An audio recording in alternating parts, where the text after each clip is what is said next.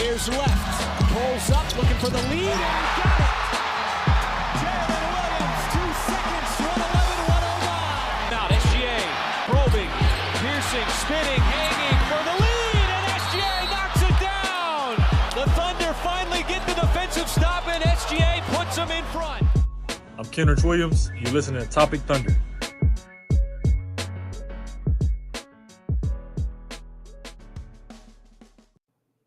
And welcome back, everybody, to another edition of the Top of Thunder podcast. I'm your host, Dylan Hunsinger at Thunder Chats. We're part of the B-League Network, and this podcast is brought to you by the good folks at FanDuel. I got Alex here with me. Alex, how are you doing today, sir?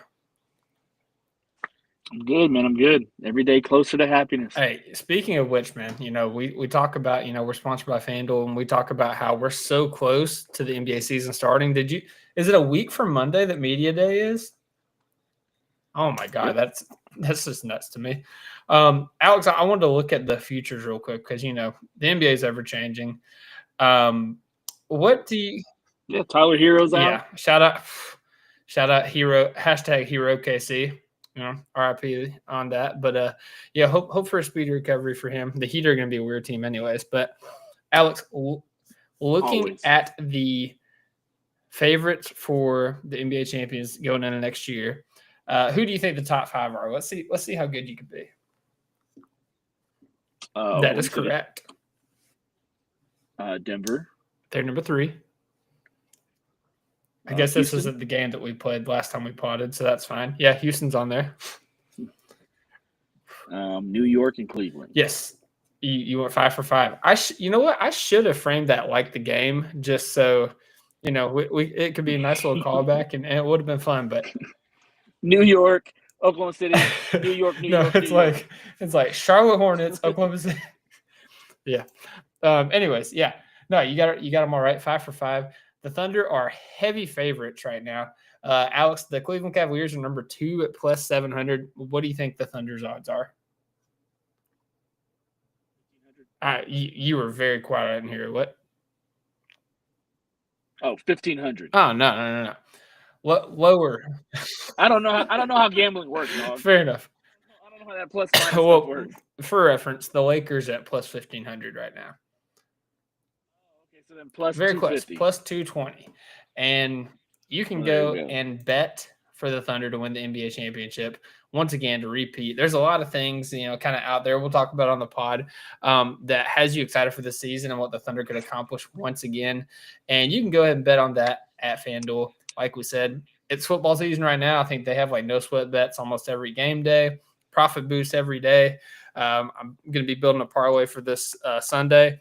Spoiler alert, Cowboys, Bears. I know Cone's a Cowboys fan. We're going to talk to him later. That game is going to be like a freaking Rainbow Road in Mario Kart because both defenses are awful.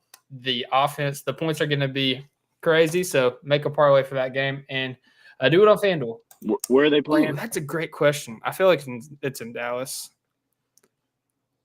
You know what? I can look on FanDuel. That's a great feature that we have here. If I wasn't incompetent, I'm hand up. I'm not used to using FanDuel on my computer. I usually just use it on my phone. It is at it's at Chicago. I'm glad I fact checked that. So. Yeah, It'd be interesting. Pick that, pick CD, pick Caleb, pick Rome, pick Javante. It'll be a good time. So, with that being said, use FanDuel, make a parlay, and prepare for the NBA season. And, that's all I got to say. Alex, we've been playing games, man. Games galore with it being the offseason. And I just got to say, we're done playing games. But I do have a surprise. Yes. I do have a surprise. We've got the one, the only, the man, the myth, the legend, the Underscone. Cone. What up, Connor? Hey. What up? Yeah, the Cowboys are going to let up a lot of points. That's going to happen. I'm actually wearing a Cowboys shirt today, funnily enough. Yippee-ki-yay. Yeah. So, it's been a weird start to the season for the Cowboys. I was like, they actually could have beaten the Eagles. Maybe they'll be better. And then they got in the biggest shootout of shootouts against the Russell Wilson Giants and made him look like prime Russell Wilson. So it's, I'm just looking forward to when I get to watch a team with a real defense. Going from watching Thunder defense to Cowboys defense is maybe the biggest drop off any one person has ever had. So It's unfortunate. Hey, we got the chat is live and active. Hey, Brendan Baker wants to educate you, Alex. Plus just means how much you would win if you bet $100. Got you. Thank you. So So there you're you not go. going to win $1,500 if you bet on the Thunder? No, unfortunately Nah, not. it sucks. Well, I mean, you can if you bet a wager appropriate enough to equal 1,500. But I am not good enough at math to figure that out. So if that is your endeavor, we'll have to look elsewhere. But guys, as I said, we're done playing games for the time being. The season is upon us. But the next time we podcast, we will have Media Day to talk about, Media Day takeaways. We have questions to talk about. We asked Twitter for questions, and we're going to get to those. But there's a few things going on in Thunderland that really have just re-energized the fan base. Because as we talked about, it's been a long, dull off season, especially for Thunder fans after the draft, after the summer league and everything. But It's so funny because it wasn't long at all. It was literally the shortest off season ever. it felt longer. Pause. Jalen Williams was on the Slam magazine cover most recently. The most recent addition to the Thunder's 2024-2025 Slam edition. So now you got Shea, you got Chet, and of course you got the NBA Finals, and now you got J-Dub. So Dub was on the cover of Slam, and of course, they have the whole article inside. And he said a few things that really stuck out to me. But I want to ask you guys, let's do single orange item. Let's get ready for the season. What is something that stood out to you in the article? And we're going to start with Cone because everybody wants to hear what he has. Probably Nobody I just wants to- go. Hold on, nobody wants to hear what I want to say. Alex, Of I course. do. Ignore Dylan. I want to hear what you say. Okay. I want to hear what you say. I would say probably just the quote where he said that he really knew he was going to have a long NBA career when he dropped 40 in the NBA Finals. He's like, that was the moment where I was like, yeah, I might do this for a little while. I think it speaks to his mentality and kind of the rapid rise where is like, hey, he's going to be like a second round pick, maybe middle second round, to like, hey, he could be upper second round to this dude, he's a lottery pick, just out of nowhere, you blinked and suddenly he was there. And he said Mark always tells him you're gonna have a long career and this and that. He believes in him, but I think it just shows how humble J-Dub is, and he's like, hey, I gotta earn this, I gotta work. And also part of the culture the Thunder have instilled where it's 0-0 just because he made all NBA or they had this great season and he's on a great trajectory doesn't mean he's there yet. And, he ended up getting there, winning a championship, all NBA same season, one of the very few players to do that at such a young age, in addition to all defense. But it's just so funny to imagine a dude who is all NBA, already, all defense already. And he's dropping 40 in the NBA Finals in Game 5. And he's like, yeah, I think I might be in the NBA for a little while. I think this might be, he's like, I don't think I'm going to have to get a part-time side hustle. I think this will probably work out for me. So. It's I don't think I'm gonna have to, have YouTube as my livelihood or, go into fashion or anything like that. Yeah. I'm pretty good. Like Shea said, I'm pretty good at basketball. I think that applies to Jalen Williams as well. I think that kind of speaks to the coachability of the stars on this team. They didn't come into the fray already made. They didn't come into the fray already as superstars. They came in as guys who had chips on their shoulders, as guys who were underdogs to begin with. Shea, no one would have ever seen the meteoric rise that he's done to get to the MVP player that he is today. J-Dub, of course, throughout his draft, combine and stuff like that, he was starting to climb up, but he began everything from being undrafted to being a second rounder to being, first round and then all the way to lottery where he was. And so, those types of players like that, the only player that we've ever drafted, in this iteration, in this rebuild, that was ready-made, that was supposed to be, hey, this is the guy that we really, really wanted at the top, was Chet. But everybody else has been, and even Chet himself, just because he was the number 2 pick doesn't mean that he wasn't coachable. It's that everybody in here is coachable. Mark has done a great job of molding and letting these players find themselves. And I think that's what you see when you talk about J-Dub, where he really didn't think that he was going to have a long career until literally that moment, that 40-point drop in the finals. So it just kind of shows you what kind of team, what kind of superstars we have on this team. Yeah, no, absolutely. It was It was really cool. Like, there was a few other things in there. Alex, did you have a specific single large item you wanted to go to before I go to mine, or? Yeah, I mean, I really enjoyed the quote about veterans. Yes. About not necessarily needing too many veterans in the locker room because the organization in and of itself grows veterans as far as the young guys that are in there, the guys that are the core, like they want those guys to be the leaders. They want those guys to be the veterans, even though they're young of the team. And so you saw that in this championship playoff run where these guys grew quick. I mean, they went to the second round against Dallas last year. And from those lessons that they gained there, they won the championship this year without necessarily like too much veteran leadership. They had Caruso, you always have Kenny Hustle, you have Hartenstein, but even Hartenstein's a young player. But the organization itself, the things that J-Dub saw coming into the organization, like he said, the ball's all facing the same way, how organized it was. Pretty sure thing, one of the quotes that I remember just off the rip when it comes to this organization is that leadership isn't necessarily something that you get with age. Leadership is just what you do when you're doing things right. When you do things right on the court, when you do things right off the court, you're showing that you're a leader. And so I do think that type of mentality permeates throughout the locker room, throughout the organization. And so you're allowed to have these young players that are like the veterans of the team because, if you raise them right, they show out and they represent your organization like these guys have. Yeah, no, absolutely. It's really funny because you think about, the Thunder players of the past, and like they all say the same thing. Like I remember Steven Adams used to like try to land the ball like in the ball rack, like bounce it. And like after it finally hit, it'd be like first try. And as he's walking away, you see the staff member like turn the basketball and face that way. So it's been a consistent thing. It's been a constant thing. And, that's, you practice makes perfect.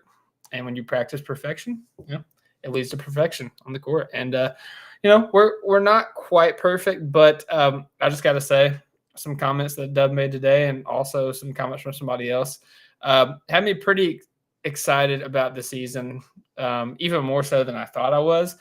The final takeaway that I had from this article is Dub said, I think it's funny how the tables turned from the media was like, oh, they're too young to win it all. And then when they won it, it was like, well, they were the 1 seed. Of course, they were supposed to win it. Mm-hmm. And then he was like, well, I guess we're just going to have to win it again and see what they say then. And I just love that mentality. I love that mindset. And it lends to something that Zach Lowe actually said on his podcast today. Shout out Clemente for putting this out on his Twitter.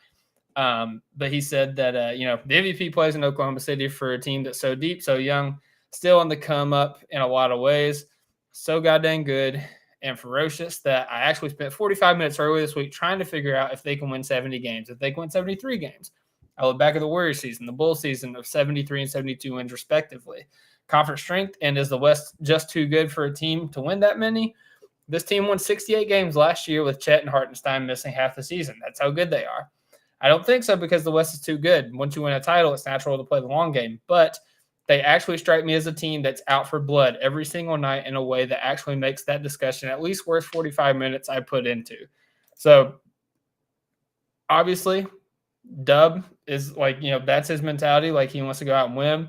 And I think that, we talk about leadership and we talk about the young guys taking on a leadership role. Obviously, Shea is like the main leader. Caruso's right there as well. But Dub, Chet, like those young guys, like they are also leaders within this team. And if that is the mindset they have, then it's going to trickle from the top down. And that's how the entire team is approaching the season. So, like Zach Lowe said, like it's natural for a team after they won to play the long game, just try to make it to the playoffs and then, flip the switch, so to speak, preserve yourself for the playoffs a little bit.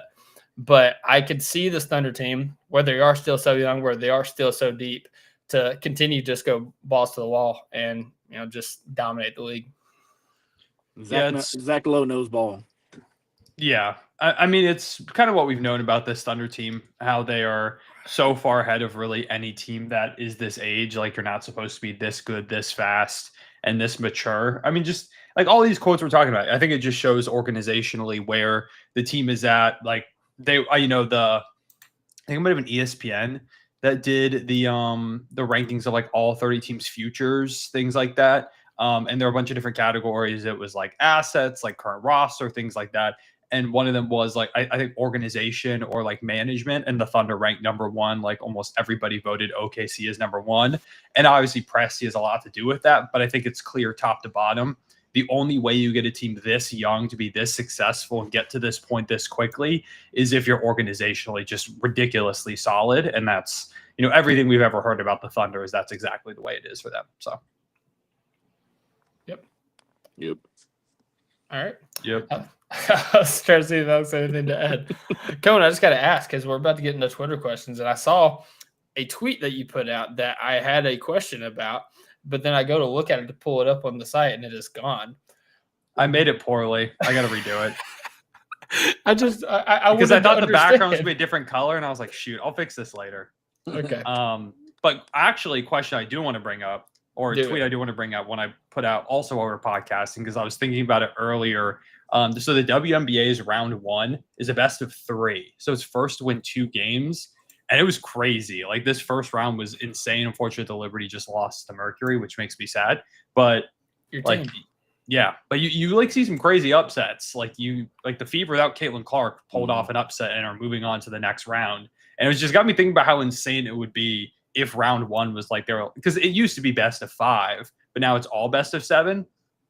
It would just be crazy if it was like, hey, let's just do it best of 3. Because there are a lot of years where we'll see a lower seed go up 2-1. And if that just straight up ended it, I mean, imagine the pressure if you're a higher seed and you lose game 1 at home, because then they do 1-1-1. So the higher seed team plays game 1 at home, then on the road, then at home. Like, the pressure would be crazy. So it just got me thinking about like how insane that would be if the NBA also did that with a larger field of teams, because the separation from a 1 and 8 seed is just larger in each conference. I mean, I was trying to think. I don't think there was like how would the playoffs have gone differently this year? I'm trying to think. Well, I mean, let's just go ahead and just keep it top 10, but the first 2 seeds get buys just like they normally do. And then you have 3 or even if you 10. just did like round 1, I think Denver was up 2-1 against the Clippers, right? I believe. I mean, hell, Denver was up 2-1 against us. Yeah, I mean, if we're talking whole playoffs, then we would have lost that series. We would have lost the finals. Yeah, I mean, Memphis had us, as Ja Morant would say. Yeah, Ja figured us out. Yeah, they had us. Well, the issue for them is if it was round 1 and 3 games, they never would have gotten there because we won by 51 and then like 30. Like they never would. Ja would have never had the chance to figure us out. Is all I'm saying. I don't think there are any lower seeds that round 1 that went up 2-1 that would have changed the results. I think actually everybody, because I think the Nuggets were up 2-1 on the Clippers. This is a whole side tangent we don't need to go into, but it just got me thinking. Like, I wonder historically, like, what are some of the biggest things that would change? You want to talk about parity, the parity conversation. If you had that, that would increase parity even more. The Clippers were up 2-1. Oh, man. Yeah, so it would have been us versus Los Angeles round 2. Like, it would have been the Shea Bowl. If Ascension would have had to make more payments. Yeah, that's it. I mean, good for them. They didn't have to pay up any more to Kawhi. See, that's what's crazy is we would have been safe round 1, but if that was implemented round 2, for instance, like we would have lost to Denver. Yeah. Yeah, it's a good thing it's best of 7. Right? As it should be. Yeah. I think the Thunder were like poster childs for like in defense for game 7s because we had 2 of them in the playoffs, and like they were both riveting. Like I wouldn't say riveting games because they ended up being blowouts, but like they started out very competitive, and they lived up to the hype in terms of like the fun of a game 7. They started out 0-0. Yeah, it's crazy. did. The only game sevens we got in. I mean, I guess we got Nuggets Clippers game 7 too, but like that one. That was a blowout too, wasn't it? Yeah, every game 7. That's been a trend that I've noticed, and people I know point out on Twitter, like going into game 7 of the finals. Like all the game 7s we've had recently, they don't really like. There's all the hype building up to it, and the start is like really high energy, but they always end up turning into blowouts for some reason. Yeah, like game 6 and game 7s have been blowouts for us. Game 6 against us, game 7 for us. Game 4s have always been ugly, close, muddy games. Yeah. Game 4s we always end up winning them. Game 5s were too, like against Denver. That one was really close where Jokic hit like the 363 at the top of the key. And then the Pacers one, like that was Ludor 3. Yeah, the Pacers one is the big dub game, but TJ McConnell like won't let them leave, and suddenly they're only down like 2-3 going into the fourth or like the beginning of the fourth quarter. It's so funny how much the Nuggets and Pacers series mirrored each other. It was like so identical. It's actually like hilarious. It just feels like they reused the same script for both. But yeah, game 7s, it's like super cool. It's an awesome moment, but they don't really live up to the hype all that often, which is unfortunate. I can't remember the last like truly great game 7 we got. Maybe 2015 NBA Finals. Like 20, yeah, that was the 16 finals, but like there has to have been one since then, right? Like I don't know. We can move on to something else. I'm gonna investigate. Investigate. I love it. Yeah, investigate.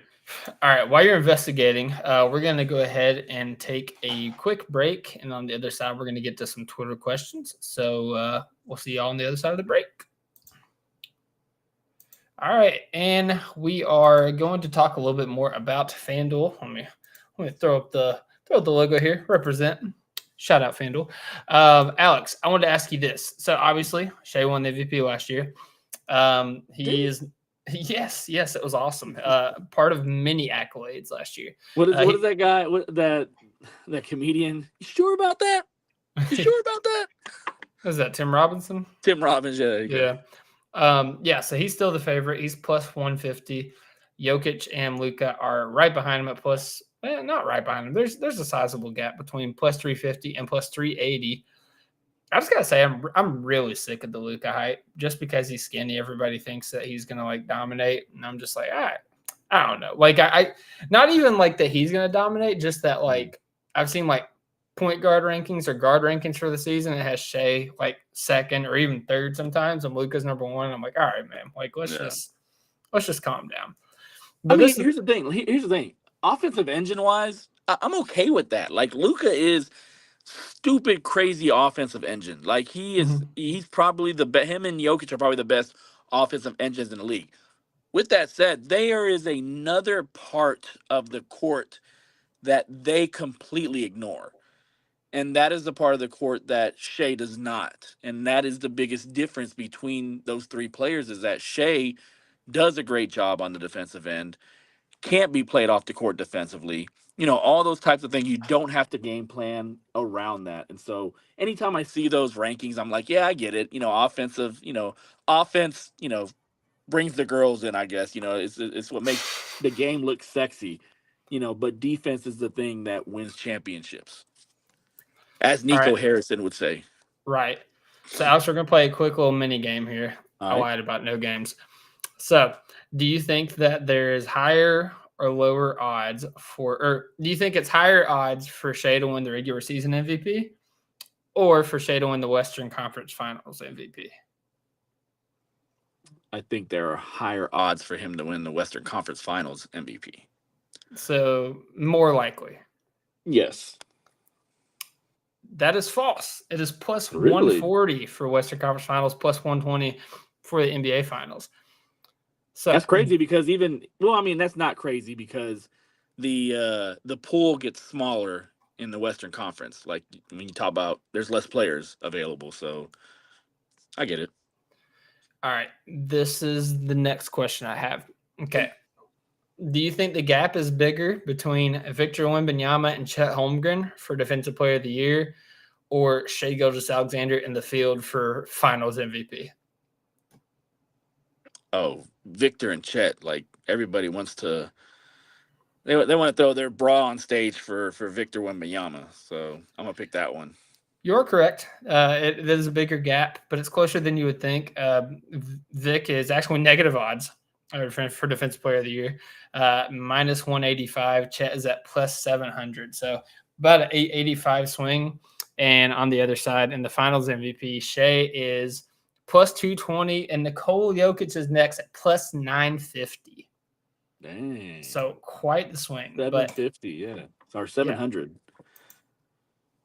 700 to 800 difference. That's crazy. Yeah, 730 to be precise. So, yeah, that's awesome. But, hey, you guys can go ahead and bet those award odds at FanDuel. I think you could even parlay some of them. Make a Thunder parlay if you want to. Make a Shea MVP, Chet Depoy. If you're feeling frisky, you want to put 6 Man of the Year. We're going to talk about some options in the rotation-wise here in the Twitter questions. But, go there, make that parlay in FanDuel. You feel froggy. Feeling go to FanDuel. froggy. Feeling bison-y, if that's a thing. Go. Rumble, shout out Rumble. Hey, comes back for the bathroom. What's up, Con? Hey, research complete. So we have 2024 last year, Game 7, Wolves Nuggets was an amazing game. That was a really good one. Yeah, it was. So we actually have had quite a few. 2022, not really in 2023, 2022, Game 7, Heat Celtics, where Jimmy Butler missed that 3 that could have put them up late to try and get them to the finals in 2022. That was another great one. Wasn't good in terms of the actual game, but the insanity of it. 2022 Mavs destroying the Suns at home in that Game 7 where they knocked off that historic Suns team. That wasn't a good Game 7, but it was monumental. Hawks Sixers in 2021, that Game 7 where Ben Simmons refuses to shoot the ball. That was a really good one. I went to that. I didn't go to that game, but I went to that series in Atlanta. I was at that Game 7 actually. I was there with with my brother, who did not have a really fun time as a Sixers fan. Probably the best one we've gotten, though, in the last few years is Bucks Nets Game 7, where Kevin Durant's foot's on the line at the end, sends it to overtime. That was an all-timer game. And then Bucks Suns in the finals. That was 6. That was 6. Oh, that was 6. Yeah, but Giannis had the 50 to close out in Game 6. That was an insane game as well. Celtics Raptors had a crazy Game 7 in the 2020 semis, and then the last one, unfortunately, was Thunder Rockets Game 7, where we lost by 2 in 2020 in the bubble. That was a tough one, man. That was a tough one. Toronto Philly, that wasn't a Game 7. Toronto Philly, that one was a Game 7. I just stopped at 2020. Okay. So the year prior, that's one of the greatest games ever. Mm-hmm. That game's absolutely the insane, of course, with the ending. Yeah. So we actually have recently, the last couple years, more often than not, Game 7s have been blowouts, but we've gotten some really good ones. It just feels like recency bias. It's why are these always blowouts? But anyways, that's my quick research project that I went ahead and knocked out for y'all. Your next research project is to find out how many times did the home team win. Oh, shoot. I just got rid of all my tabs. Okay, well, let's see. The games I was talking about there, Game 7, Minnesota-Denver was in Denver, I think. Or no. Did Minnesota end up getting the 2 seed? No, Denver got 2. Minnesota got 3, I believe, that last day of the season. Mm-hmm. So I think that one was in Denver. The Suns one was in Phoenix. Philly one was in Philly. So it seems like the home team kind of struggles in these Game 7s from the good ones, because Brooklyn was also Brooklyn was at home against the Bucks when they lost that game. That's true. The Kevin Durant foot shot. Yeah, bubble. There was really no home away. The Heat were at home in that 2022 finals game. They lost that one. So it seems like home teams kind of get wrecked in Game 7s. Now that I'm thinking about it. Momentum, man. Yeah, I might have to go back and see Game 7s in the last 10 years or whatever. That's my research project. That's the kind of thing I'm just going to go ahead and do after the podcast. I'm what's the record? That'll be my next tweet we can talk about, Dylan. Absolutely. Hey, I mean, the Thunder defied the odds. That's all I'm hearing. Yeah, I mean, they continue to find ways to do it.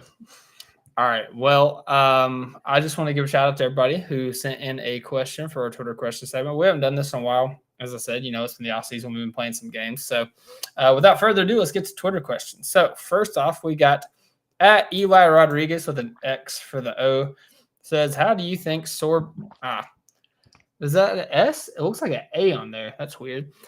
It's literally S on my keyboard. But how do you think Sorber's injury will affect our draft next year? And start with Alex. I don't think Sorber's injury will affect anything about the draft next year. I think his injury is just something that we will rehab.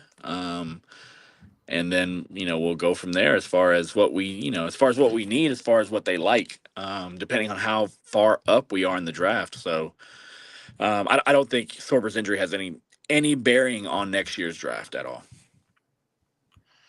Yeah, I think this is now like one of the most interesting non-basketball storylines that we have. Probably the most interesting one with the Thunder is what happens with now Hartenstein after the season. Mm-hmm. It felt foregone that he'd be gone and that we hopefully run with Sorber. But obviously, even if there wasn't the injury, it was like, okay, well, is he going to be ready? Like, is that something we're just going to have to live with? Move Chet to the 5 more full time and just kind of run that backup rotation of J-Will and Sorber and see what works. You trade for a big man because we have the picks. But now I don't know. Like, is there a world where we accept Hartenstein's option and we try to make it work financially and probably pay a ton in like a luxury tax, second apron kind of situation for just a year while we try and figure it out and get Sorber back? I don't know. It definitely complicates things. But yeah, next year's draft, like, I don't think we're going to draft. I mean, we could go with another big if we let Hartenstein walk. If that's our plan anyways, then I think that was always the plan, and the Sorber injury isn't going to affect that. I don't really think it changes the draft next year, though. The Thunder have shown we've got a million guards. We'll go with another guard. Maybe it's a big, maybe it's a wing that will just take a chance on. Maybe it'll be a Topic situation, and there's some top prospect that's injured, and we'll just keep running this red shirt rookie program over here in OKC. There's a lot of ways we could go with it, but I don't think the Sorber injury will like fully determine what our draft strategy is. Yeah, no, that's all fair. I don't think it's impossible that Hartenstein is just along for like this window. Like, his contract's up at the end of this year, correct? Or does he have a player option? Is that what it is? It's a team option after There's a the team option at the end of this year. Yeah.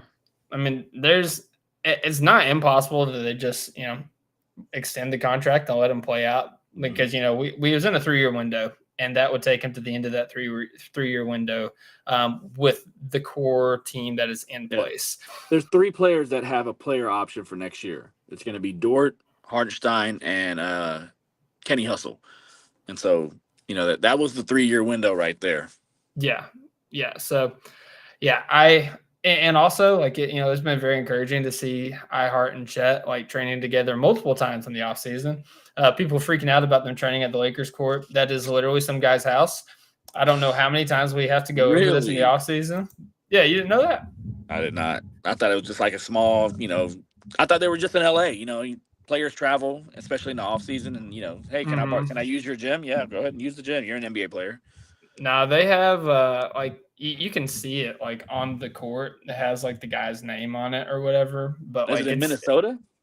No, it's in LA. Oh, it's in LA.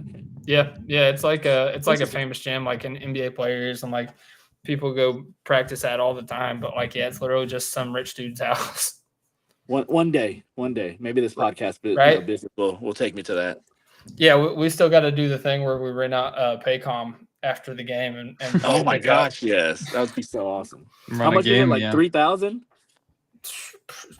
I don't know what it is, but that'd be so fun. I mean, between 10 players.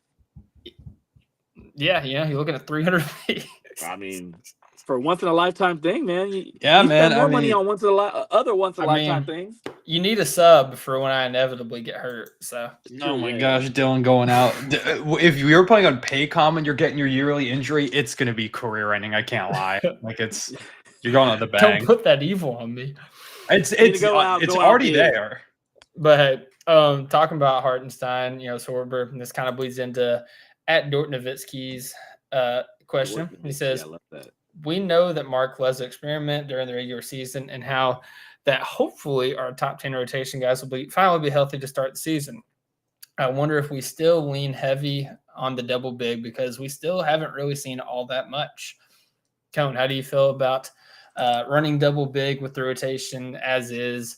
I guess we talk about the Sorber impact the draft. The Sorber impact I guess what your opinion is on running the double big again this year? Yeah, I don't know. I mean, I think we'll run it a bunch. Like, I think that'll be the starting lineup will be the double big. It'll be Shea, Dort, Dub, Chet, Ihart. And I think it's good to get those looks. But I do hope, I want it might be telling if we get a lot more Chet at the 5 minutes, if they're thinking, hey, we might have to move up Ihart, because they kind of do everything in preparation and going forward. Everything the Thunder do is about the next season as well, or the next few seasons. At the beginning of the season, I'm sure we'll get some Topic run. Like first game against the Houston Rockets opening night, we're going to see some Topic minutes, I'm sure. AJ will get some run as well. Sorber would have hopefully gotten some run. Maybe Ooze get some minutes. I don't know. Like, does he crack the rotation in some moments? Like guys will get minutes left and right. It's just the way we do it. We'll have like 13-man rotations against good teams some nights because one, we can still beat them, and two, development is key continuously. So I don't know. It might be kind of telling. I think we probably do lean heavy on it because it involves like some of our best players. Like Ihart is really, really good. And that double big lineup, especially in this Western Conference, I think it's really critical to have as a reliable option. With Houston in the playoffs, we face them. We're going to see Steven Adams and Alperen Şengün and even Clint Capella. Like, we're going to see double big looks a lot from them. So it's important that we're also comfortable running big if we feel like we need to. Against Denver, of course, we ran it a bunch. Like, Ihart has to be out there matching Jokic a lot of the time. Hopefully, maybe now not as much with Chet being further removed from that injury, being able to hold up with the physicality a bit more. But like, those are our top two competitors, and they're both really big teams. So I think the double big is here to stay. It's going to be consistently out there. And I think it should be because, we know Chet can be really, really good at the 5. But if we develop him more as a 4 over time, then that just provides a lot more versatility and gives us more options. Whether if we're like, hey, we do want to keep Ihart, then he can stay, running the 4. If we decide we want to let Ihart go, we know Chet is a very capable 5. So I think it'll be a good bit of double big, but end of season, if we start, maybe we start a couple of games Chet's at the 5, then maybe we start to think about it a little bit. And it's like, okay, maybe Ihart's gone. So I disagree. Ooh. So I think tension. No. I think it's gonna be the Chet at the 5 and then Cason Wallace in the starting lineup, because the bigger domino that needs to the bigger domino that needs to be figured out heading into the next offseason is whether Cason Wallace deserves, a 4-year, $100 million contract, or whether he's worth even more than that. We need to figure that out because he's coming up on an extension, and we don't want, the negative kind of like scenarios that's happening with like, Josh Giddey, Kuminga, all that. And I know the Thunder usually stay away from that. But this guy is just like any of the, just like Hartenstein and Chet, he's a huge cog in the wheel for the Thunder and what they do. And so I do think that they want to see a lot more. They saw, they pretty much saw what Hartenstein and Chet together out there looks like. And you can still see that a lot this season, but I do think they want to see more of what does Cason Wallace have? How far can he go? How big of a leap can he take coming into this season, as far as what we're going to do with him next offseason? Yeah, I'm with that. I mean, I think that, what you're saying makes sense, like contractually, because that is a big question that, we need to answer, because obviously we paid our big 3 and, Ihart is still there as an option to bring back as a contract, but we don't want Cason Wallace to, go to restricted free agency, because I think somebody will give Cason Wallace an absolute bag, because as good as he is for the Thunder, I think that the way that we need him to play is kind of holding him back a little bit. Not like Harden. I don't think he's going to be like a James Harden type player, but I think Cason Wallace has more on-ball creation juice in his bag, given the opportunity to kind of flesh that part of his game out. Obviously, he's a really good three-point shooter and a phenomenal defender. But yeah, if like say he went to not Brooklyn, because they already have 1 million point guards, but say he went to like a team. Hey, I mean, there's more. There's always space for more with them. Someone's got to feed Cam Thomas and Michael Porter Jr. Kobe 40 Buffkin. shots a game each. Yeah, a lineup of Kobe Buffkin, Demon, Traore, and then they're going to put MPJ at the 5 and Cam Thomas at the 4. Just a bunch of That's disgusting. as many people that can help Cam Thomas and MPJ put up 30 points per game each on like 48% true shooting. And what's funny enough is Kaysen probably could do that, and he would help out a lot with the defense. But kind of going back to the double big look, just want to ask you guys a question. What do you think had the most minutes in the NBA playoffs for the Thunder? Do you think there was more minutes with Chet Neihardt on the court, or Chet Neihardt, or Chet on the court without Neihardt? Probably Chet without Neihardt, because I feel like we went towards staggering it. Yeah. So Chet and Neihardt played a combined total of 239 minutes together in the playoffs. Chet by himself Chet on the court without Neihardt played 374 minutes. Makes sense. So yeah, I see the advantages of double big, like when it's working, but I also, there's some teams that you can see pretty quickly, like, hey, this is not working. Like, we're going to get killed defensively. We're going to be put in a blender, because as good as Neihardt is, it's hard enough for Chet to get out to contest some of those 3-point shooters. When you have Neihardt in the mix too, you can really get put in a blender real fast. Yeah. Yeah. It's just interesting because the West is a bigger conference. Like we are, like it's Randall and Gobert. It's Jokic and Aaron Gordon. Now Valanciunas is there as well to give him some size. And Deron Holmes is there too. And it's the double big look of Houston. And Zubats is like a really, really big body. And they've got Brooke Lopez now. Like, yeah, I mean, Portland is like massive as well. San Antonio with Wemby, like they can now put out looks of Wemby and like a Kelly Olynyk or a Luke Cornett. Like they can go with some double bigs because they have those guys there now.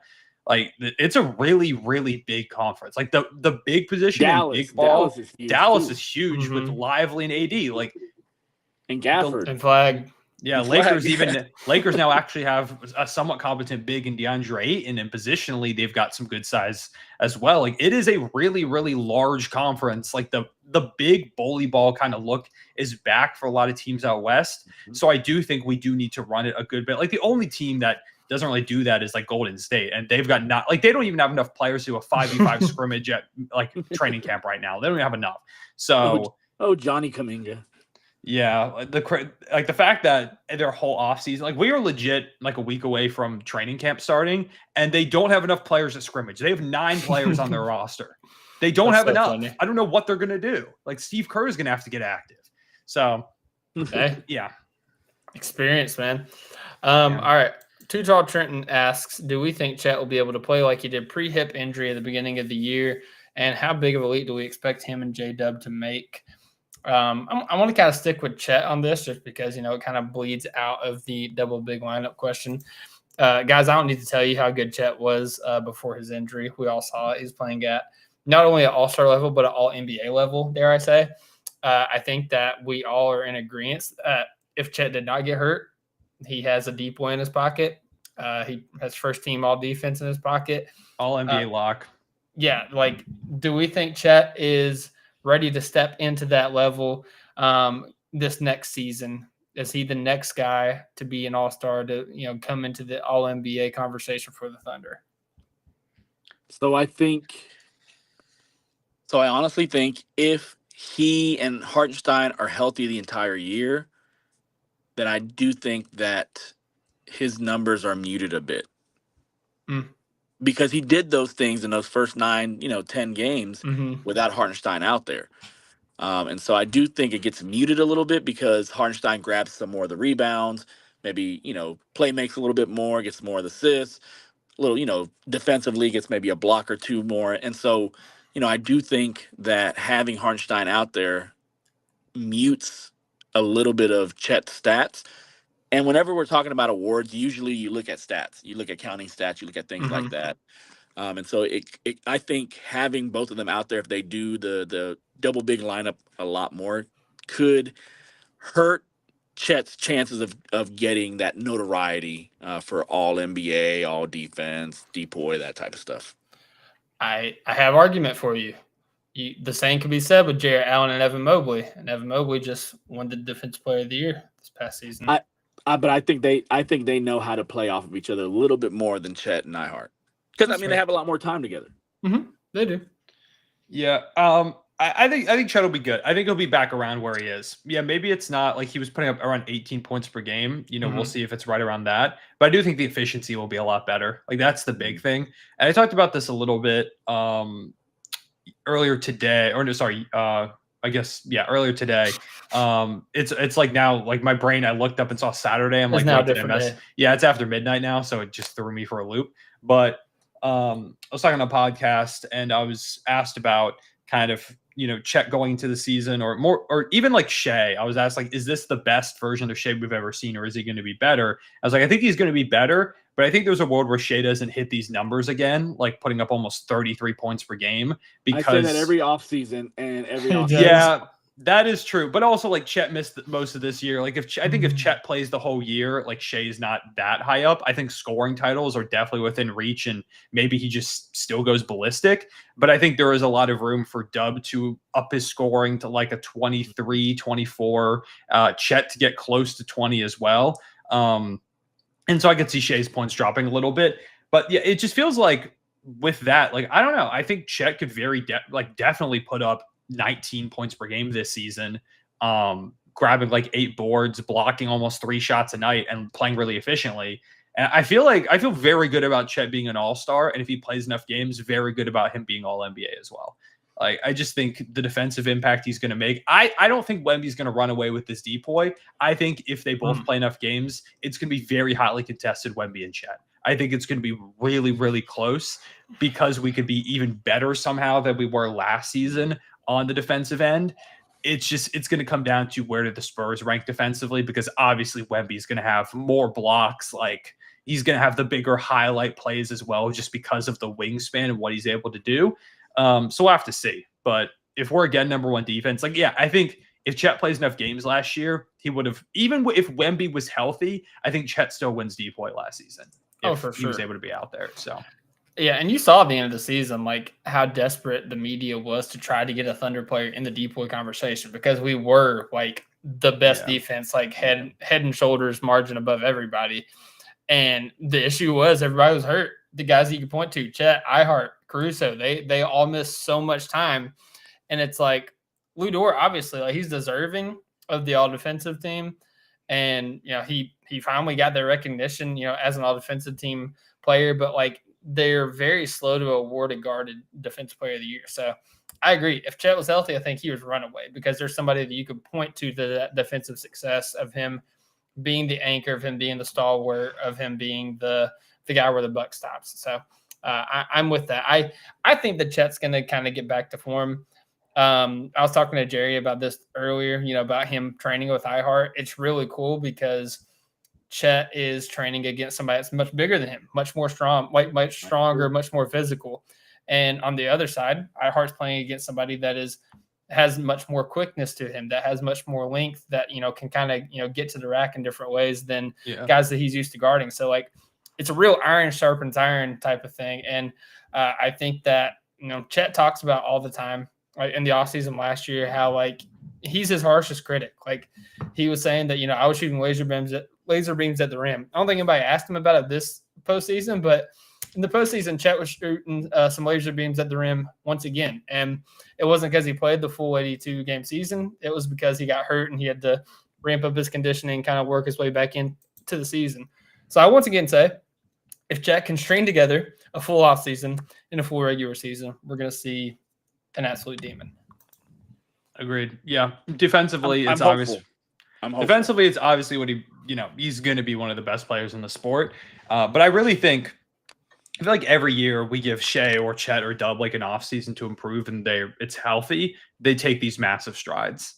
Like, I have so much belief in Chet. And I think, honestly, at this point, for the more casual NBA fans, he's one of the most underrated players in the league. Like, I feel very good about saying that. Whenever I go hoop at the courts here in New York City and people ask me about the Thunder, or like, they'll be like, for example, when Chet got his contract, they said, oh, like, they paid him a lot, huh? I'm like, no, that's very understandable. I would have paid him just that much. And they're like, really? You don't think that's an overpay? I'm like, not even close. Like, I don't know.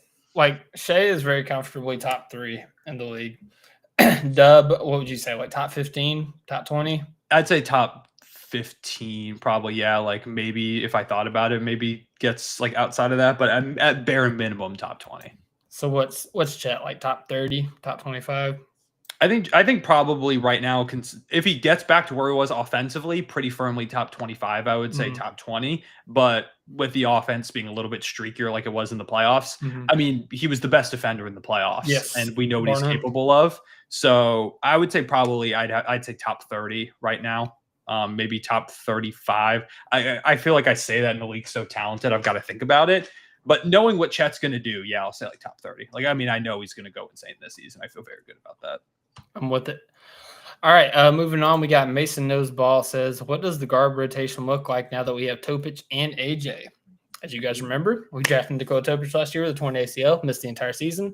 We drafted AJ Mitchell. He came on to the scene like a wrecking ball, automatic paint touch, finishing ability, three-point shooting. I think he might still have led the team in three-point shooting percentage, albeit a small number of attempts. I think he got under because he finished with 38 and Lou shot above 40. Okay. Well, Yeah. he led the team for a very long time. And we saw in the summer league, all eyes was on Topic. AJ Mitchell went in there and proved that he was too good for summer league. Guys, we saw in Eurobasket, Topic got cut from the team, because I guess we wanted to see Topic, but he hadn't fully recovered from the injury, still working his way back conditioning wise. And, the Thunder probably wanted to monitor his rehab and, kind of get him back in the swing of things as well. I say all that to say, what's going to happen in this guard rotation, or is it just going to come down to what guy wins the battle in training camp?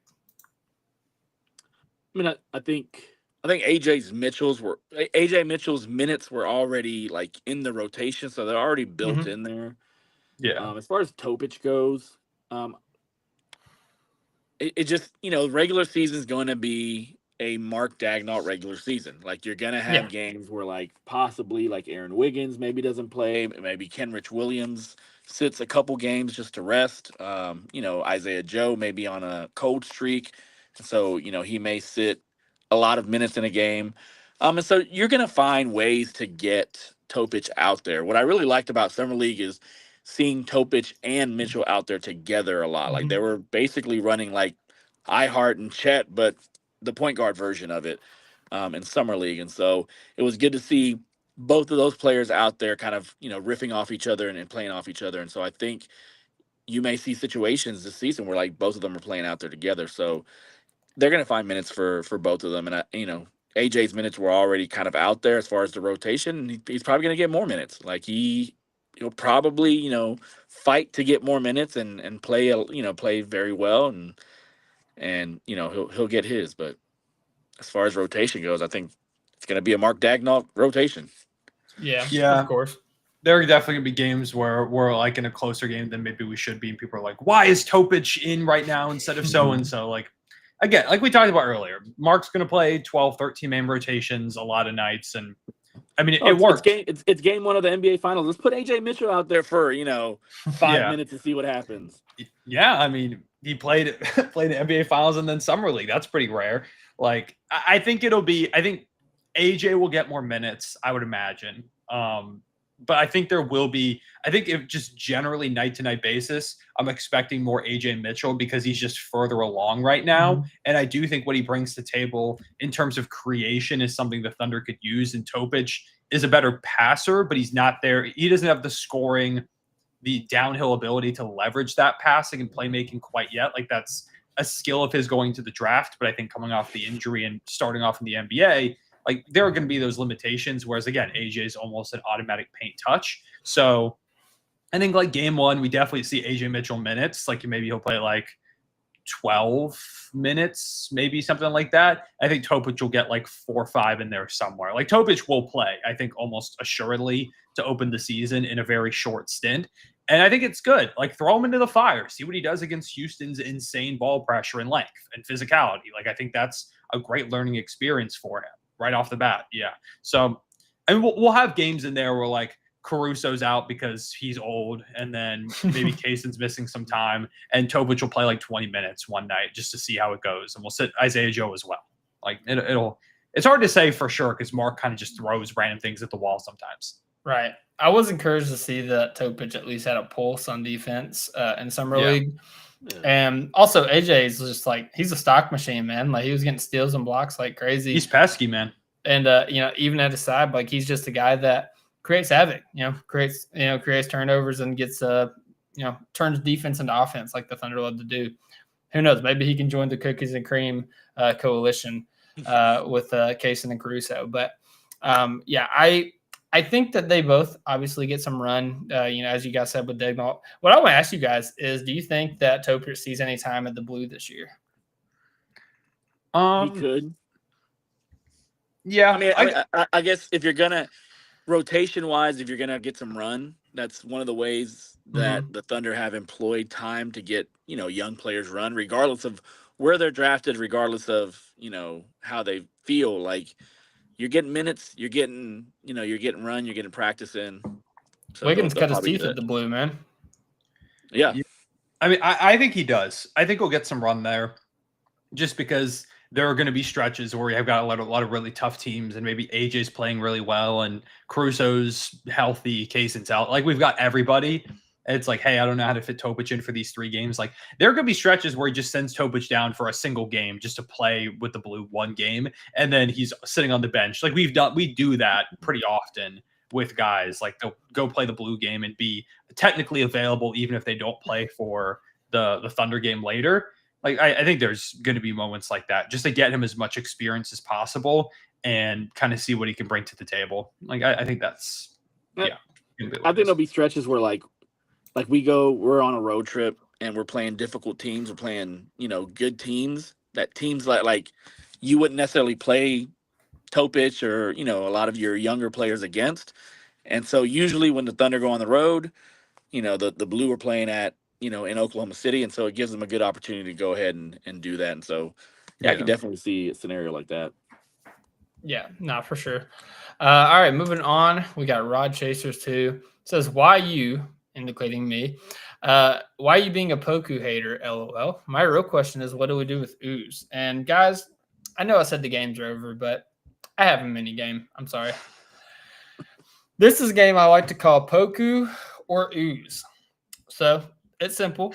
I'm going to ask you guys a question, and you're going to say Poku. That's how you know we're this late in the offseason. Yeah, man. So, kind of get warmed up. What name has more letters in it, Poku or Ooze? Poku. Correct. Good job. What player is from France, Poku or Ooze? Ooze. All right, you guys are doing great. Here we go.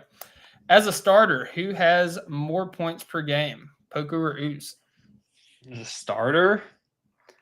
No, Poku. Yeah, I want to say Poku as well.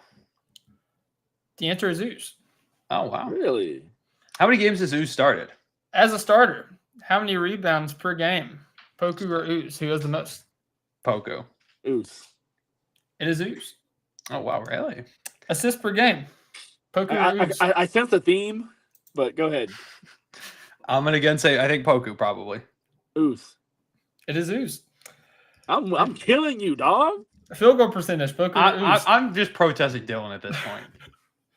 Field goal percentage is Ooze. I definitely feel like field goal percentage is Ooze. It is Ooze. Yeah. 3-point percentage, Poku or Ooze? Ooze, yeah. You're correct. You guys are doing so great. Free throw percentage, Poku or Ooze? Ooze. Yeah, I'm going to say Ooze. Okay. And game started, Poku or Ooze?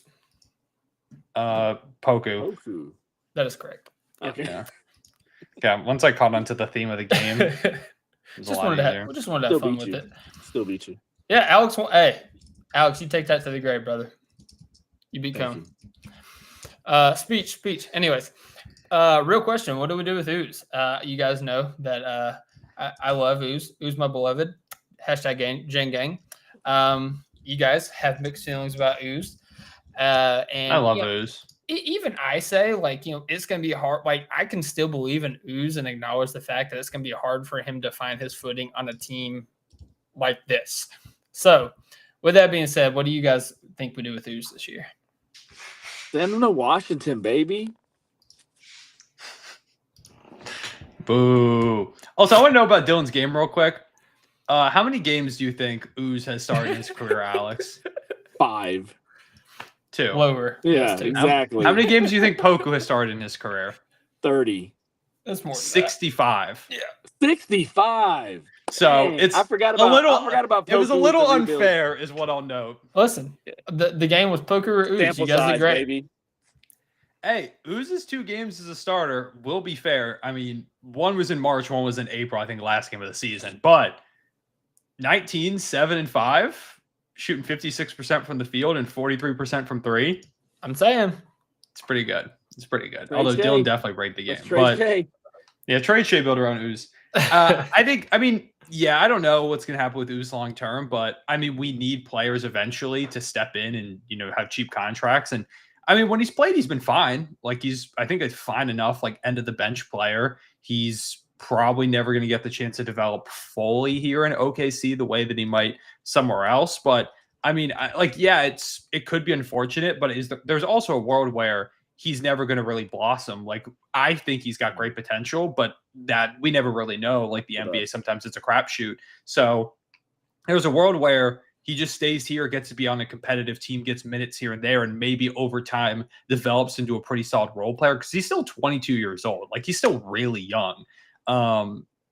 There's a lot of players in the draft this past season. Yeah, and there's still a world, there's another world where we do end up trading him. Like, I mean, maybe he's a trade chip to help us upgrade the big spot if we let Hartenstein walk and Sorber's not ready. Like, there's a million avenues with him, and even if he goes somewhere else, it's not guaranteed he's going to blossom. Like, I mean, at least here, he's in a winning environment. He's in a great organization that has shown so much success at developing guys at the very least. He might not get all the opportunities in the world, but it's a great developmental program at the very minimum to get him ready. And maybe this time he's taking to sit on the bench and just develop and play with the blue and work with Daigneault and this coaching staff.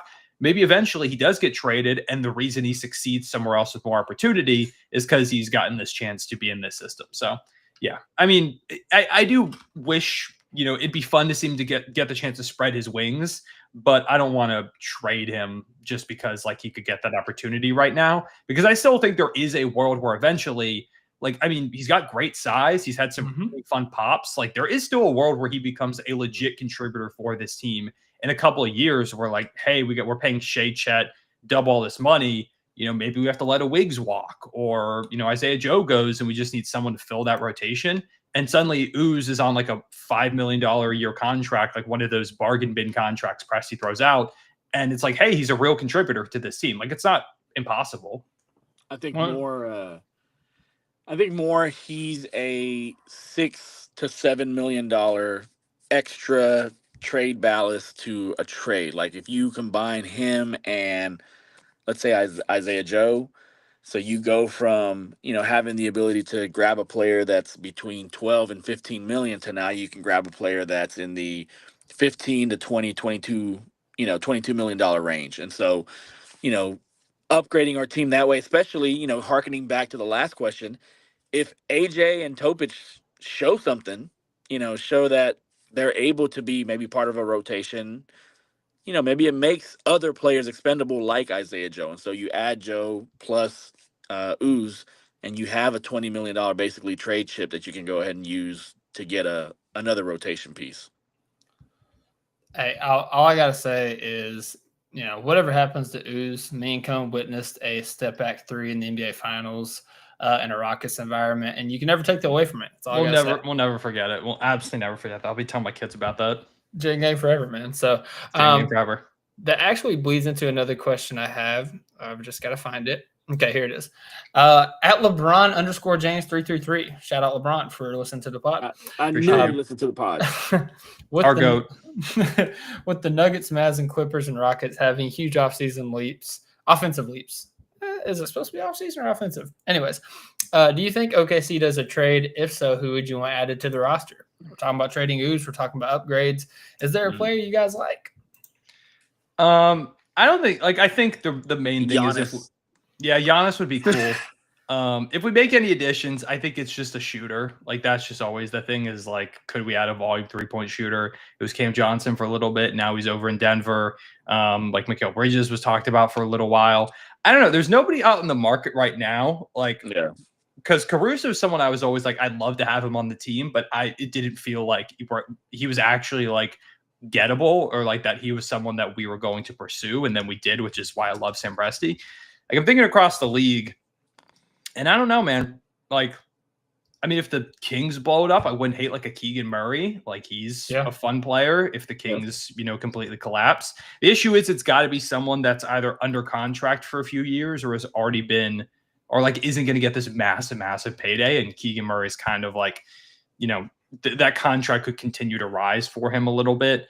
I would keep an eye on New Orleans. Yeah, Trey Murphy or Herb Jones. Would love Trey Murphy. Would love Herb Jones. Oh, I don't love Trey Murphy. Yeah, don't think either are at all available, but would absolutely love either of those guys on this team. The issue is also there's not a lot of teams that feel like they're like in full rebuild mode or they're in sell mode right now in the NBA. Like Phoenix kind of sold everybody off. I don't even hate Dylan Brooks as a player. I wouldn't go after him, but if the Suns were just like, hey, we're just trying to get rid of him and he's cheap enough. Like he took a bit of a step back on defense last year, but has been really actually reliable knocking down the three ball. And like he loves to annoy people. And that's kind of what the Thunder do. Yeah, like I don't know. Indiana, maybe looking at Indiana as far as like. Yeah, I mean, I'd love any of their role players. Smith, I would absolutely love Neesmith. Yes. Obi Toppin would love him. Oh, Jarris Walker. Yeah, would love Jarris, as well. Just if we just wanted to take the stab at somebody. Don't know if they give up any guys part of that core. Yeah, like the Bucks, they're kind of like in a transition year. Yeah, I'm trying to think because the Celtics. I mean, Sam Hauser, if he was available, I'd love Sam Hauser as a 3-point shooter who's better defensively than he gets credit for sometimes. But even Haywood Highsmith with the Nets. Trade over there and get Haywood. I mean, Haywood's fun. I love Haywood over in an OKC uniform. All we have to do is give him a point guard. Yeah, it's unfortunate. I mean, it's good we have a lot of guards. Like we can deal somebody in that package. But yeah, I mean, honestly, I wouldn't want to pay his contract really, but Andrew Wiggins as well from the Heat if he became available. Really good defensive player that can knock down some outside shots.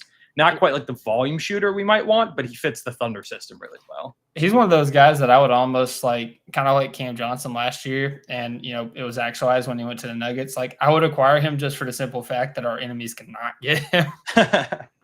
Yeah. And you keep him away from slamming into Chet. Yes. Hey, you control that way. That's how you control your destiny. That's how you do it. I mean, listen, this is what the Warriors did with KD. They again, like the Golden State Warriors didn't need Kevin Durant. They just need Kevin Durant to not be on the Oklahoma City Thunder. So yeah, we don't need Andrew Wiggins. We just need him not to be on a team that could compete with us. Maybe it's Kawhi. Oh, there you go. Yeah, Kawhi on a 1-year minimum. There you go. While we're on topic of keeping guys, get them on the Thunder so they can't hurt us. TJ McConnell, Aaron Gordon. Yeah. PJ Washington, just anybody who kills us, just all the Thunder killers. And just bench them. Don't ever let them play. Just keep them captive at the end of the rotation. Stay your ass right there. I was talking to my buddy about TJ McConnell the other day, and I just started calling him TJ Barea because he gave me JJ Barea flashbacks. Oh yeah. Bro, man, oh my god. Absolute nightmare watching him in the finals against us. It's the worst thing ever. Bro, when he crossed up Nate Robinson. That was awful.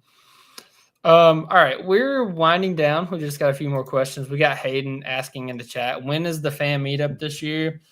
That is still being finalized. By the next time we podcast, we hope to have that final information for you. But I will say we have teased it in recent episodes. So if you haven't listened, go back and listen to our past couple pods, and you'll probably hear when we teased it. I'll just say it's a much better game than it was last year. That's where I'm going to leave that. All right, we got the GOAT Bowerjack, who just came in and dropped a million questions because Alex is awesome. So, we do have in the chat, shout out Texan by Nature, fire emoji of lightning emoji. We appreciate the emoji. Thunder emoji, sir. Thunder. Oh. Yeah, wrong team. Is it a thunder emoji? Thunder is a sound. Is it? All right. Anyways, whatever, Dylan. Rapid fire. Bowerjack says, what would be the funniest patch for Thunder jerseys? Sonics. Yeah, Sonic. Yeah. Well, that was easy. Yeah. Rapid fire. That's how we do it. Bowler Jack, what stretch of games are you most excited about this season? Oh shit! I need a schedule in front of me. Cohen, I know it's like imprinted in your mind like photographic memory. Yeah, stretch of games. I mean, the opening of the season is always really fun. Starting off against Houston is like a really good way to kick off the season. It's them. Yeah, I was gonna say, I wish that like if the Pacers had Haliburton, especially like that Rockets Pacers who play the New Look Hawks and then the Mavs, like that first 4 games is really fun. And then otherwise there was a stretch. Yeah, there's a stretch where we play the Spurs, the Rockets, the Heat, the Cavs, the Bucks, the Pacers. Like that's a fun stretch. Go up against Giannis. That's the one. The Rockets there, the Cavs, like some of the best teams in the NBA. So there's a few good ones in there. Yeah, I had, let's see here. Where does it start at? So from February 25th all the way to, oh God, when's it in? March 17th. So that's a good stretch, yeah. At Detroit, home against Denver, at Dallas, at Chicago, at New York, homestand against the Warriors, Nuggets, Celtics, Wolves. Away or road trip, I guess. This is only one game at 17th, but it's part of a 5-game road trip of Orlando, Brooklyn, Washington, Philly, and Boston. And if Philly's healthy, they're a formidable team, as we talked about in our season preview. So that's gonna be a really fun stretch. Like there's gonna be a lot of fun teams to play against. Even like, not the Nets. Like you might just be able to see how many point guards can be on the floor, but the Wizards, I think, are gonna be a really fun team this year. It's a weird roster over there. The fact that CJ McCollum and Chris Middleton are both there. The fact that they got rid of Marcus Smart makes it a little less weird, but yeah, I think McCollum and Middleton are just like placeholders. Like they're just kind of there until they can figure out what to do with them. But I mean, in terms of like their young pieces, like Blake Bali, Cam Whitmore, Alex Sarr, Bub Carrington, Corey Kispert, like they got a lot of fun pieces out there. Actually, if we want to play a game real quick, I actually have a game. Because I'm putting together some at Snapback, we have a trivia app, and I'm putting together some NBA ones. I'm just going to load a bunch on the app going into the season. Nice. So I made a who he play for with some people. Y'all probably do better at this than some of the just more casual fans. So I'm expecting y'all to do decently well, but I'll just give you a name. You tell me where they are. This is, I think, all guys who have moved this offseason.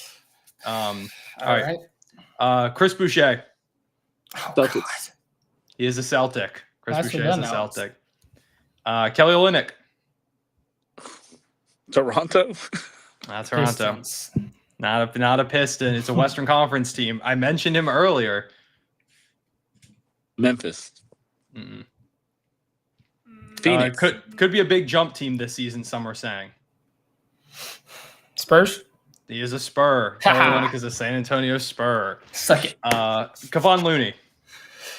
Oh, Bulls. Not Bulls. Oh, dang it. Atlanta. Not Atlanta. He went to some weird team. He stayed out west. Yeah, it was a weird signing. It's a team that drafted Sacramento? a big this year out west. They drafted a big this year. Suns? Portland? Not Portland. God, we're doing awful, Alex. Not Oklahoma City. Yeah, no. That would be a twist. Blazers? No, they drafted big. They traded their pick from this year to draft this big, and it was really criticized. Oh, New Orleans. Kevon Looney's a Pelican, which is super weird. That sounds like a money grab right there. Yeah, Tyus Jones. He's not with Memphis. That was he's not a Spur, is he? No, he's not a Spur. That feels like a team that might have picked him up. Phoenix? Eastern Conference team. Almost everybody here switched. Like, I don't think there's anybody here that's on the same team for this upcoming season. Tyus Jones, Orlando. He is an Orlando Magic. Oh, nice. Pretty solid pickup for them. Yeah. Karis LeVert. Detroit. Ooh. Yeah, he's a Piston. Nice. Good. Alex is on top of it. Yeah, Colin Sexton. Oh, Charlotte. Yep, he's a Hornet. They got a lot of guards over there. They got a lot of guards, yeah. Dennis Schroeder. Ooh. He's unsigned. Sacramento, right? Yeah, he's in Sacramento. Oh, Sacramento. He's over there in Sacktown right now. Yeah. FIBA Schroeder. Malcolm Brogdon. Knicks? Yeah, this is very recent. Malcolm Brogdon is a New York Knick. Yusuf Nurkic. Oh God. Charlotte? Still lives? Not Charlotte. He was at Charlotte. He was in Charlotte last season, which was gross in its own right. Is he still This is- in the East? No, he's out west now. This is even grosser than Charlotte. Phoenix. Not Phoenix. The Great Return. Portland. No. The Great I was joking. I was joking. He Great was Return if joking. he went back to Oh. Phoenix. Went back to Phoenix. The Jazz. Jazz. He's a Jazz. Nice. Yeah, okay, yeah. That is It was the Colin Sexton move. Like they swapped those two guys for some reason. Yeah. Though I don't know why the Jazz is are like, just- yeah, we that need is just you, disgusting. Nurkic. Duncan Robinson. Detroit. Yep, he's a Piston. There you go. Luke Kennard. Ooh. Luke, it's not Memphis. It is It's not Miami, is it? No, Chicago. it is an East team, not Chicago. Not Y'all, Chicago. both those teams are the Heat. What do you said? The Heat, right? I said Heat, yeah. Yeah, it's the same division as the Heat. Atlanta. He's in Atlanta. Oh, Yeah. wow. Yeah, they're a good team over there. Marcus Smart. Lakers. Oh, Yep, Lakers. He's Yeah. a Laker. That's an easy one. Pat Connaughton. Oh, God. Where's Pat? DC. He went back to Milwaukee, right? Mm-mm. No. Not a Not buck. moved, Alex. You didn't listen. He went somewhere new. He's not a Dallas? Warrior, is he? No, he's still at East. He's still at East. Oh, okay. Yeah. Boston. No. Bad team. Lottery team, most likely. I mean, that's basically the The entire Wizards? Eastern Conference. Not a Wizard, but that feels like a random player they'd pick up. Pat Connaughton. He went Nets. to the. No. Not the Nets. No, he's not a point guard. Sorry. Raptors? No. Yeah, he's not a point guard, so it doesn't work. The main Red Claws. Correct, Alex. He's a G. Nah, he's not. Charlotte? No. Charlotte, yes. He's Really? yeah, Pat Connaughton's in Charlotte. That's crazy. That is Yeah. nasty. Larry Nance Jr. Where's Larry Nance at? Not with Cleveland. Oh, He he's is in with Boston, right? Cleveland. He is Oh, in okay, Cleveland. okay, He okay. made his great return. There you go. Yeah. The Great Return. Yeah. Terrence Mann. Where's Terrence Mann at? Ooh. Brooklyn. He's it? right? He is in Brooklyn. Not a point guard. Or Oh, God. they might give him some reps there. Who knows? George Niang. He's in Boston. He's not. He's not in Oh, Boston anymore. He dang. got dealt. Philly. You know- No. No. This is a Utah? return. Yeah, he's back in Utah. Yeah. Oh, Very God. such a weird team they have going on right now. Isaac Okoro, Oh, he's at New Orleans. not New Orleans. Oh, New dang. York? No. No. Chicago. Sorry. Chicago, yeah. He was in Yeah. the Lonzo Ball I was swap. thinking Lonzo Ball, and then I went to the Pelicans. and the Bulls. Yeah, he didn't play a lot with Chicago, unfortunately, down the stretch. Cole Anthony. Oh, Where's he at? Obviously not Orlando. Yeah, not Orlando anymore. Memphis. He was in Memphis, but they cut him and he signed somewhere else. Or they might have dumped us out. I think they cut him and then he signed somewhere else. I think so. He signed back in the East. Oh, the Bucks. Yeah, he's a Buck. Yeah. He's a Milwaukee Buck. Two more. Cam Whitmore. This is easier one. Wizards. Washington. Yeah, he's a Wizard. And the last one, Spencer Dinwiddie. Ew, Where's Spencer Dinwiddie? gross. The Suns. Detroit. No. It is an East team. Oh, okay. It's a team that's already been in this game. Many times. Charlotte. He's a Charlotte Hornet. Oh my Ew, God, God. that's nasty. Yeah, it's a weird team they got going on over there. All right, that's who he play for. That's see that. I'm sorry, I'm gonna go on a tangent here. That is the problem with the East right there, is that they have no. For some reason, the teams in the East don't have any organization on how to create a team, how to run a team, and it's just like that's the reason why the West has been dominant for the last 20 years. Yeah, man. I mean, you know who else is back in Charlotte? Actually, I think I had him on the game for a moment, but I took him off. Mason Plumlee's back in Charlotte. Oh, wow. Yeah, the He return. with Phoenix, right? Yeah, he was with Phoenix. I didn't realize Plumleys were still in the league. Yeah, Mason's What- he's 35. Like he is up there. But yeah, Yeah. man, the Hornets got a weird thing going on over there.